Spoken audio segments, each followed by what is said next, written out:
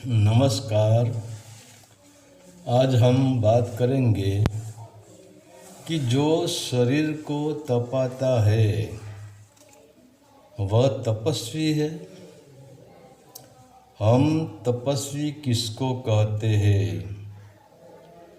क्या जो अपनी चारों ओर अग्नि जला कर बीच में बैठ जाता है, फिर सर्दी की मौसम हो या गर्मी की मौसम, तो क्या यह तपस्वी है?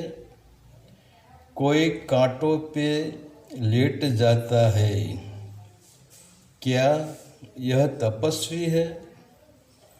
कोई खड़ेश्वरी बाबा है, वह पूरा जीवन खड़ा रहता है। जैसे जंगल में पेड़ पूरा जीवन खड़ा रहता है। अगर जो परमात्मा ही तुम्हें खड़ा रखना चाहता है, तो इनको खड़ा रखने के लिए परमात्मा ने तुम्हें मनुष्य क्यों बनाया? तो परमात्मा आपको किसी भी जंगल में पेड़ न बना देता? फिर ऐसे लोग परमात्मा को भी दिखा रहे हैं कि देखो मैं पूरा जीवन कैसे खड़ा रहा हूँ। तो कोई भूखा मर रहा है, क्या यह तपस्या है? कोई अपनी इंद्रिय की नस को खींचवा कर ब्रह्मचर्य को उपलब्ध होता है, तो क्या यह तपस्या है? क्या यह ब्रह्मचर्य है? क्योंकि वह खुद ही एक बैल की भांति हो जाता है। जब गाय जन्म देती है तब वह बैल नहीं था, तब वह सांड था। फिर जब इनकी जनेंद्रिय की नस को खींच लेते हैं, तो जो हमारी जनेंद्रिय को सक्रिय करने वाली जो नस है, इसका जनेंद्रिय से संबंध टूट जाता है और जनेंद्रिय निष्क्रिय हो जाती है। तो जिसकी जिनेंद्रिय की निष्क्रिय हो गई, जो नपुंसक हो गई, अगर तुम इसके बगल में नंगी स्त्री को लाकर लेटा दो, कोई हर्ज नहीं है, क्योंकि वह संभोग करने वाला ही नहीं है। क्योंकि मन में तो संभोग का पूरा पिक्चर बनेगा, तो इनका पूरा शरीर भी संभोग से भर जाएगा। मगर करे क्या?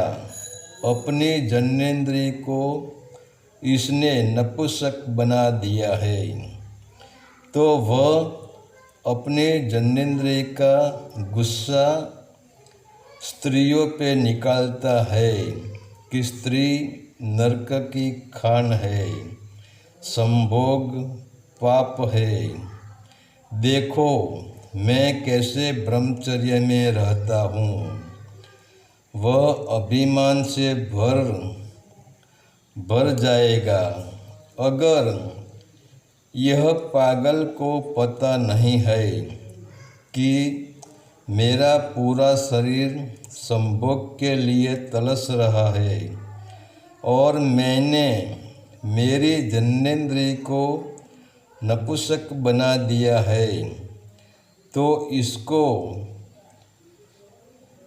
भी पछतावा होता है।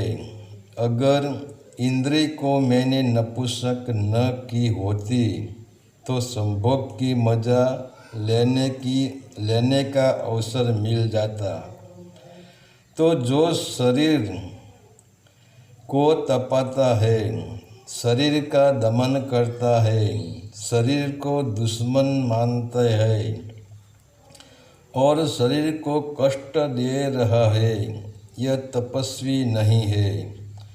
वह एक नट की भांति है, क्योंकि नट लोग भी अपने शरीर को कष्ट देकर हमको खेल दिखाता है, तो हम इसको पैसा देते हैं, पैसा इसके सामने हम पैसा फेंकते हैं, तो ये हो गया कि तमाशा देखो और पैसा फेंको।